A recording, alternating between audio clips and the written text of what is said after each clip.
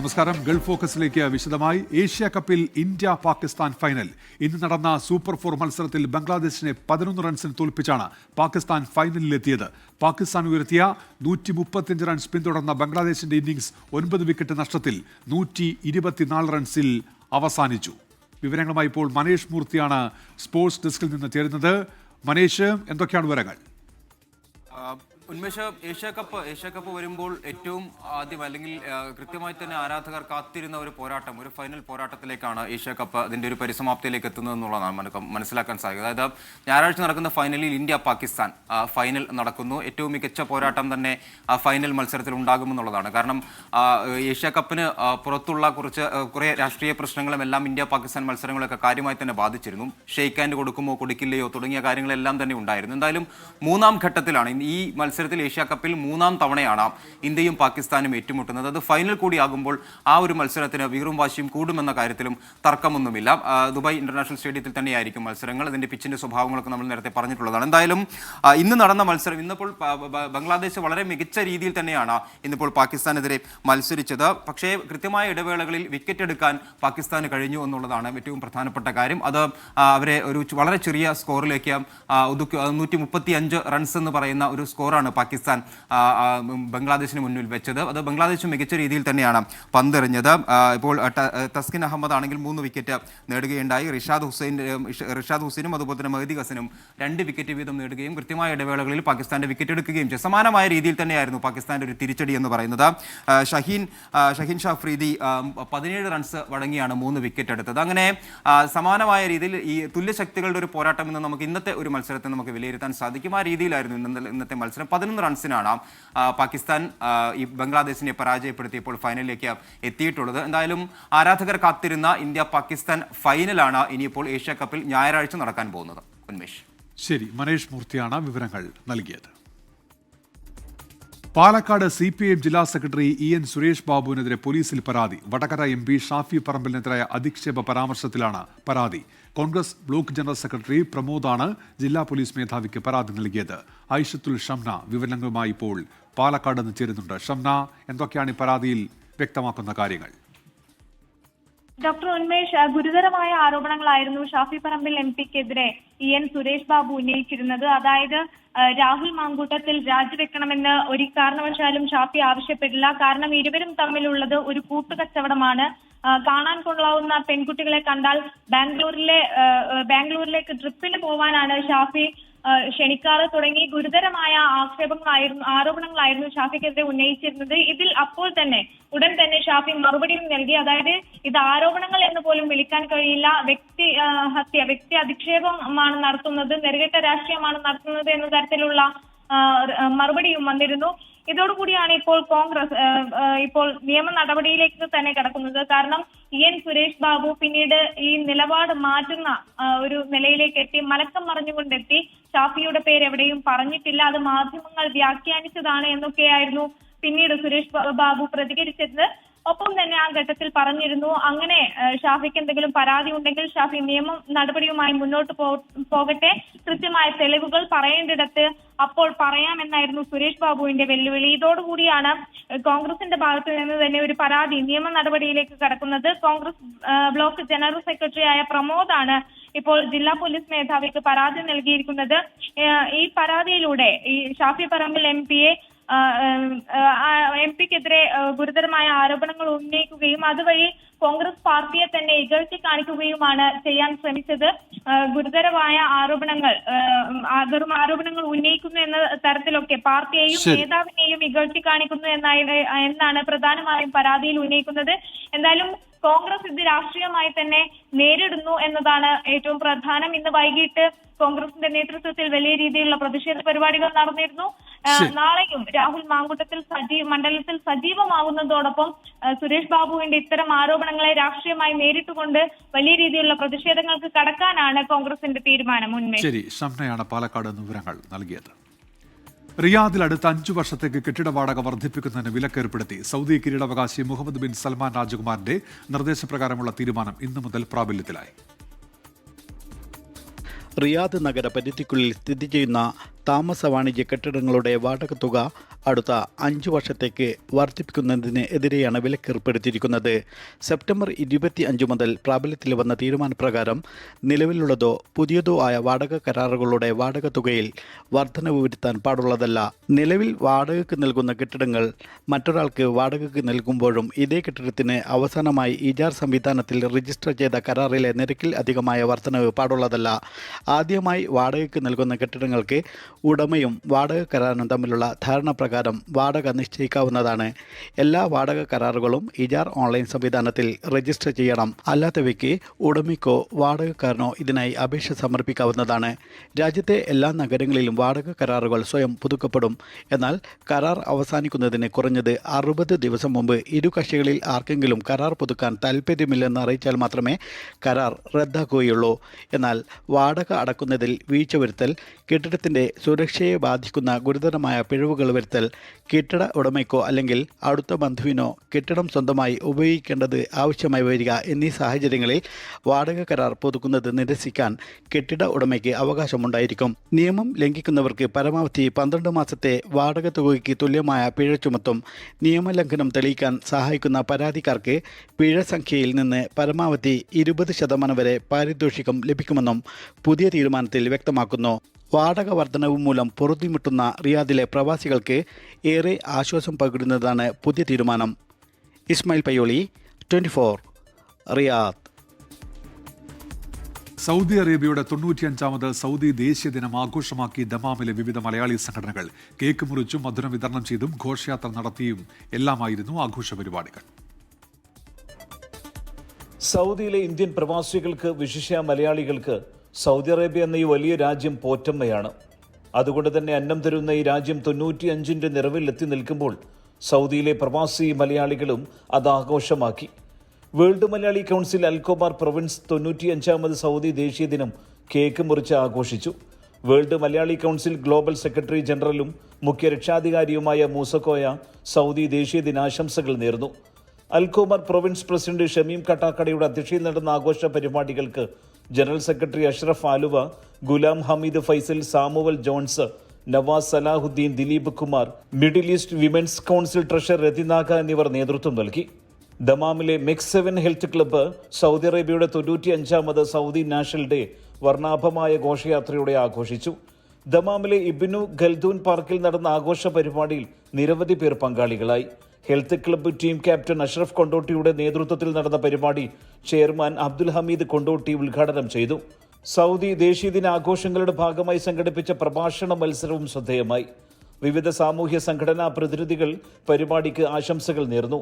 സിറാജ് കാസർഗോഡ്, വലീദ് മഞ്ചേരി, മുഹമ്മദ് അലി ഓഷിയാന, ഷിഹാബ് കൊണ്ടോട്ടി, റാസിഖ് കാലിക്കറ്റ് എന്നിവർ പരിപാടികൾക്ക് നേതൃത്വം നൽകി. ജുബൈലിലെ മലയാളി സമാജത്തിന്റെ നേതൃത്വത്തിൽ സൗദി അറേബ്യയുടെ 95ാമത് സൗദി ദേശീയ ദിനം വിവിധ പരിപാടികളിൽ ആഘോഷിച്ചു. ജുബൈൽ നെസ്റ്റോ ഓഡിറ്റോറിയത്തിൽ വെച്ച് നടന്ന പരിപാടി മലയാളി പ്രവാസികളുടെ സാന്നിധ്യം കൊണ്ട് സജീവമായിരുന്നു. ദേശീയ ഗാനാലാപനത്തോടെ ആരംഭിച്ച പരിപാടിയിൽ ജുബൈൽ മലയാളി സമാജം വനിതാവേദി പ്രവർത്തകർ കേക്ക് മുറിച്ച് വിതരണം ചെയ്തു. President Mathew Mamoodan, general secretary Baiju Anchal, treasurer Santhosh എന്നിവർ ആഘോഷ പരിപാടികൾക്ക് നേതൃത്വം നൽകി. സുബൈറുദ്ദീനൂർ, 24, ദമാം. ഒമാനിലെ ഹെൽത്ത് എക്സിബിഷൻ കാണാൻ എത്തുന്നത് നിരവധി പേർ. കേരളത്തിൽ നിന്നുൾപ്പെടെയുള്ള നിരവധി സ്ഥാപനങ്ങൾ ഒമാൻ ഹെൽത്ത് എക്സ്പോയുടെ ഭാഗമായി.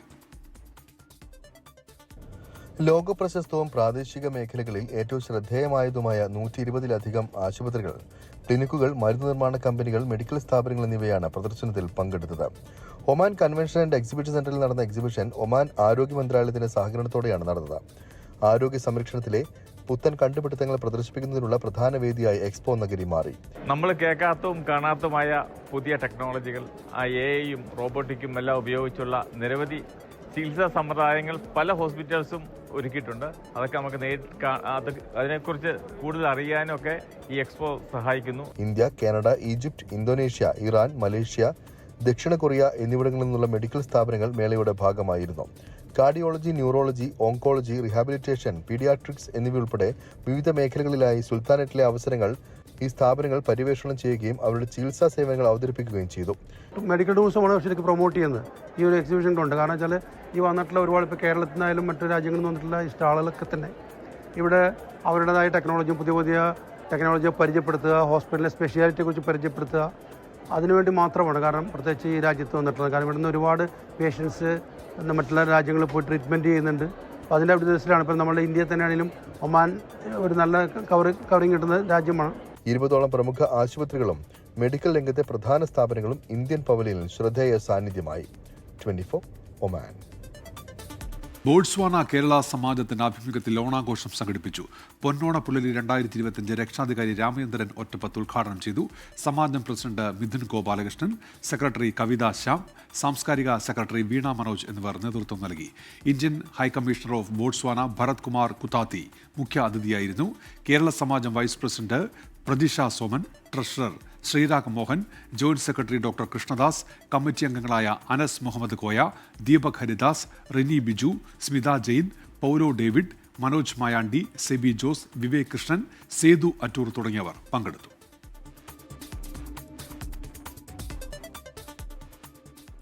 സ്നേഹത്തിന്റെയും ഒത്തൊരുമയുടെയും വേദിയായി മലയാളി അസോസിയേഷൻ ഓഫ് കണക്ട് മാസ്കോൺ സംഘടിപ്പിച്ച ഓണാഘോഷ പരിപാടികൾ.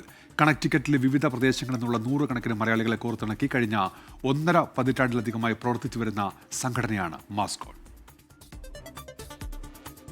ജാതി മത രാഷ്ട്രീയ അതിർവരമ്പുകൾക്കും അപ്പുറമായി മറുനാട്ടിൽ ഒത്തൊരുമയുടെ വേദിയൊരുക്കിയാണ് ഇക്കുറിയും മലയാളി അസോസിയേഷൻ ഓഫ് കണക്റ്റിക്കറ്റ് ഓണാഘോഷ പരിപാടികൾ സംഘടിപ്പിച്ചത്.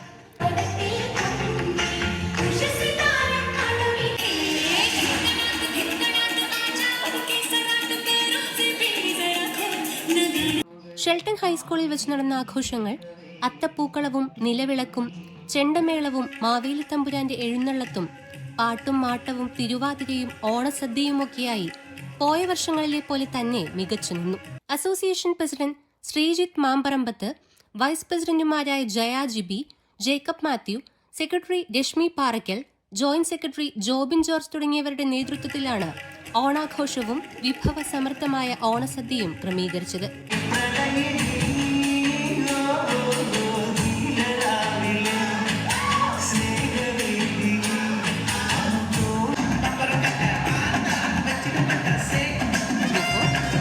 എല്ലാവർക്കും ഞങ്ങളുടെ ഹൃദയം നിറഞ്ഞ ഓണാശംസകൾ. ഇതുവരെ കാണാത്ത ഓണാഘോഷങ്ങൾക്കാണ് മെക്സിക്കോ ഇത്തവണ വേദിയായത്. ടീം മിന്നൽ ആർട്സ് ആൻഡ് സ്പോർട്സ് ക്ലബിന്റെ ആഭിമുഖ്യത്തിലായിരുന്നു വിപുലമായ ആഘോഷ പരിപാടികൾ. മെക്സിക്കൻ മലയാളികളുടെ വിപുലമായ ഓണാഘോഷത്തിന്റെ സമാപനം ഗുദലഹാരയിൽ വെച്ച് നടന്ന ആഘോഷ പരിപാടിയിൽ കെരത്താറോ, മെക്സിക്കോ സിറ്റി എന്ന് തുടങ്ങി മെക്സിക്കോയുടെ വിവിധ ഭാഗങ്ങളിൽ നിന്നുള്ള മലയാളികൾ പങ്കെടുത്തു. കാണികളുടെ മനസ്സ് നിറയിച്ചവയായിരുന്നു ഓരോ പ്രകടനങ്ങളും. രാവിലെ മുതൽ ഒത്തൊരുമയോടെ പൂക്കളം തീർത്തും സദ്യ ഒരുക്കിയും മെക്സിക്കോയിലെ മലയാളി കുടുംബങ്ങൾ കൂട്ടായ്മയുടെ വേദി ഒരുക്കി.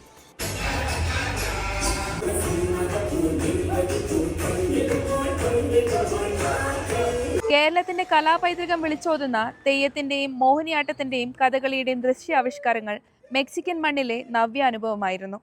ഓണാഘോഷങ്ങളുടെ ഭാഗമായി മെക്സിക്കോ സിറ്റിയിൽ നിന്നെത്തിയ ഇന്ത്യൻ എംബസി സംഘം അവതരിപ്പിച്ച മോഹിനിയാട്ടം, സിത്താർ, തബല എന്നീ കലാരൂപങ്ങൾക്ക് നേതൃത്വം നൽകിയത് തദ്ദേശീയ മെക്സിക്കൻ കലാകാരന്മാരായിരുന്നു എന്നുള്ളത് പരിപാടിയുടെ മാറ്റുകൂട്ടി.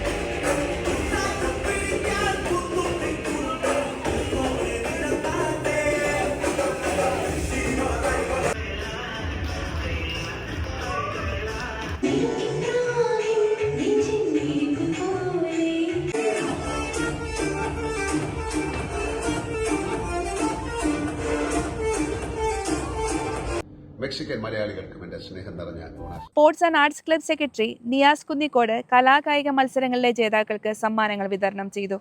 This is Mithu Mamachan signing off from Mexico 24 USA. ഖത്തറിൽ കാലാവസ്ഥാ മാറ്റങ്ങൾക്ക് സാധ്യത ഉള്ളതിനാൽ തൊഴിലുടമകൾ ജാഗ്രത പാലിക്കണമെന്ന് തൊഴിൽ മന്ത്രാലയം. തൊഴിലാളികളുടെ സുരക്ഷ ഉറപ്പാക്കുന്നതിനായി തൊഴിൽ സമയങ്ങളിൽ മുൻകരുതൽ സ്വീകരിക്കുകയും ആരോഗ്യ സുരക്ഷാ മാർഗനിർദ്ദേശങ്ങൾ പാലിക്കണമെന്ന് മന്ത്രാലയം ആവശ്യപ്പെട്ടു. എന്നാൽ കാലാവസ്ഥാ മാറ്റങ്ങളെക്കുറിച്ച് മന്ത്രാലയം കൂടുതൽ വിവരങ്ങൾ നൽകിയിട്ടില്ല. അതേസമയം വടക്ക് പടിഞ്ഞാറൻ ദിശയിൽ ശക്തമായ കാറ്റിന് സാധ്യതയുണ്ടെന്ന് ഖത്തർ കാലാവസ്ഥാ വകുപ്പ് അറിയിച്ചു. നാർക്കോട്ടിക് ലഹരി വിഭാഗത്തിൽപ്പെട്ട ഘാത്ത് ഇലകൾ ചവയ്ക്കുന്നത് യമൻ ജീവിത രീതികളിൽ ഒഴിച്ചുകൂടാൻ കഴിയാത്ത ഒന്നാണ്. ഘാത്ത് ഇലകൾ ചവച്ച് ഇരുകവിളികളും വീർപ്പിച്ച് നടക്കുന്ന പുരുഷന്മാരും കുട്ടികളും യമൻ തെരുവുകളിലെ പതിവ് കാഴ്ചയാണ്. യമൻ തലസ്ഥാനമായ സനായിൽ നിന്ന് 24 പ്രതിനിധി അൻവർ പാലേരി തയ്യാറാക്കിയ റിപ്പോർട്ടിലേക്ക്.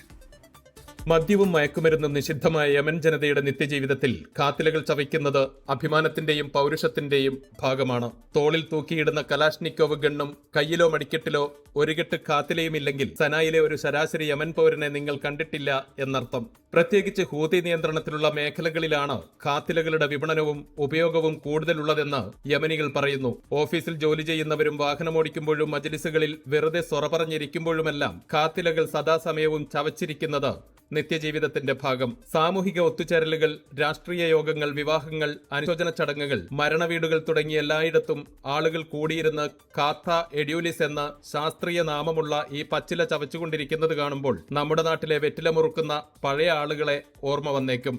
എന്നാൽ ഈ ഇലകൾ അത്ര നിസ്സാരക്കാരനല്ലെന്ന് ഇവർ തന്നെ പറയുന്നു. വിസ്കിയോ ബ്രാൻഡിയോ ഇല്ലാത്ത നാട്ടിൽ അല്പം കിക്ക് കിട്ടാൻ ഇത് ധാരാളമാണത്രേ. വീര്യം കുറഞ്ഞ കാത്തിലകൾ മുതൽ ഗുണവും മണവുമുള്ള വീര്യം കൂടിയ കാത്തിലകൾ വരെ ചന്തയിൽ സുലഭമാണ്. ലഹരി മൂത്ത് തലയ്ക്ക് പിടിക്കുന്നതുവരെ കാത്തിലകൾ ചവച്ചുകൊണ്ടിരുന്നാൽ ലഭിക്കുന്ന സുഖം ഒന്ന് വേറെയാണെന്ന് ഞങ്ങൾക്കൊപ്പമുണ്ടായിരുന്ന ഭൂഖാലിദ് എന്ന ചെറുപ്പക്കാരനായ യമൻ സ്വദേശി പറഞ്ഞു. പുരുഷന്മാരും സ്ത്രീകളും കുട്ടികളും ദിനചര്യയുടെ ഭാഗമായി കാത്തിലകൾ ചവയ്ക്കാറുണ്ടെങ്കിലും അല്പം വിദ്യാഭ്യാസമുള്ള യുവതലമുറ ഇതിൽ നിന്ന് വിട്ടുനിൽക്കുന്നതായും ചിലർ ചൂണ്ടിക്കാട്ടി. യമനിൽ പ്രായപൂർത്തിയായ പുരുഷന്മാരിൽ ഏകദേശം 80 മുതൽ 90%, പ്രായപൂർത്തിയായ സ്ത്രീകളിൽ ഏകദേശം 50 മുതൽ 70% പേരും കാത്തിലകൾ ചവയ്ക്കുന്നവരാണ്. വർദ്ധിച്ച ജാഗ്രത, സംസാരശേഷി, വിശപ്പ് കുറയൽ, അതിയായ സന്തോഷം എന്നിവ ഇതിന്റെ ഭാഗമാണെങ്കിലും ഉറക്കമില്ലായ്മ, വായ സംബന്ധമായ പ്രശ്നങ്ങൾ, ദഹന സംബന്ധമായ പ്രശ്നങ്ങൾ, ഉയർന്ന രക്തസമ്മർദ്ദം, ഹൃദയമിടിപ്പ് എന്നിവ ഇതിന്റെ പാർശ്വഫലങ്ങളാണെന്ന് ചില പഠനങ്ങൾ സൂചിപ്പിക്കുന്നു. ആപ്പിളും മുന്തിരിയും സ്ട്രോബെറിയും ഉൾപ്പെടെയുള്ള ഭക്ഷ്യവിളകൾക്ക് പകരം വലിയ അളവിൽ കൃഷിഭൂമിയും വെള്ളവും കാത്തുകൃഷിക്കായി ഉപയോഗിക്കുന്നത് കാർഷിക മേഖലയെയും സാരമായി ബാധിക്കുന്നുണ്ട്. യമനിലെ കാർഷിക GDPയുടെ 1/3 കാത്തുകൃഷിയിൽ നിന്നാണെന്നും പഠന റിപ്പോർട്ടുകളുണ്ട്. കുടുംബ ബജറ്റിന്റെ 10% കാത്തിലകൾക്കാണ് വിനിയോഗിക്കുന്നതെങ്കിൽ ദരിദ്ര കുടുംബങ്ങളിലെ കുടുംബ വരുമാനത്തിന്റെ ഏകദേശം 50% ഈ പച്ചില ലഹരിക്കായി മാറ്റിവെക്കുന്നത് കുടുംബങ്ങളുടെ താളം തെറ്റിക്കുന്നു. കാത്തിലകൾ പതിവായി ഉപയോഗിക്കുന്ന ഒരാളുടെ വരുമാനത്തിന്റെ 80% ഇങ്ങനെ ചവച്ചു കളയുന്നു എന്ന് ചുരുക്കം. 1980 മുതൽ ഖാത്ത് ഇലകളെ ലോകാരോഗ്യ സംഘടന ഡ്രഗ് ഓഫ് അബ്യൂസ് ഇനത്തിൽ പെടുത്തിയിട്ടുണ്ടെങ്കിലും അതൊരു ഗുരുതരമായ ആഗോള പ്രശ്നമായി ഇതുവരെ പരിഗണിച്ചിട്ടില്ല. എന്നാൽ യമനിലെ എല്ലാ സാമൂഹ്യ സദസ്സുകളിലും, വിവാഹം ഉൾപ്പെടെയുള്ള സമൂഹ സദസ്സുകളിലെല്ലാം ഖാത്ത് ഒരു പ്രധാന വിഭവമാണ്. യമൻ തലസ്ഥാനമായ സനായിൽ നിന്നും അൻവർ പാലേരി, 24. ഇതോടെ ഗൾഫ് ഫോക്കസ് പൂർത്തിയാകുന്നു. Good night. ലോകത്തെവിടെയായാലും ഏത് സമയത്തും 24 വാർത്തകളും ഓഗ്മെന്റഡ് റിയാലിറ്റി പാക്കേജുകളും എക്സ്പ്ലെയിനറുകളും വിശദമായി കാണാൻ ഞങ്ങളുടെ യൂട്യൂബ് ചാനൽ നിങ്ങൾക്ക് സബ്സ്ക്രൈബ് ചെയ്യാം.